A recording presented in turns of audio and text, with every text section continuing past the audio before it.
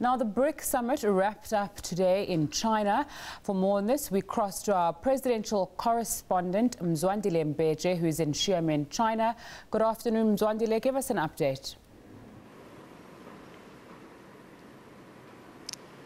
Thank you very much, Nzenga. Indeed, the BRICS summit has just concluded here in Xiamen, China.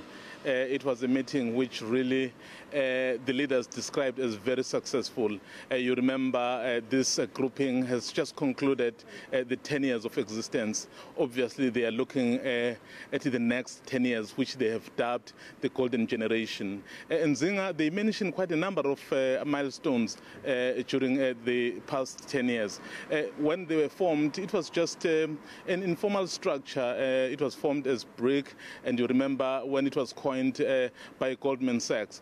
But from there, this grouping got together, and later on South Africa joined, and then they started looking at what is it that they can do in order to perhaps effect certain changes in the global economy. So that is exactly what they did. You'd remember when they were meeting in Durban in 2013, they spoke about the need to develop, or rather to establish the new development bank. We now know that there is a new development bank which is based here in China, in Shanghai. And then a few weeks ago, Nzinga, in Johannesburg, they opened the Africa Regional Center.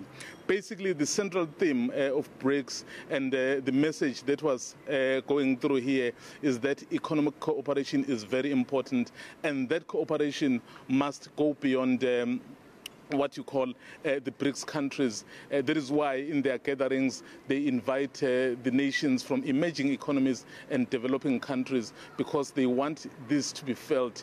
And one thing I can tell you is that in 2018, when South Africa hosts, we did have an opportunity to speak to President Zuma. He said so they would really want to showcase not only South Africa but Africa, because Africa would certainly need a structure like BRICS in terms of developing our infrastructure. Mzwandile Mbeje coming to us live there from China, letting us know what's taking place at the BRICS summit there.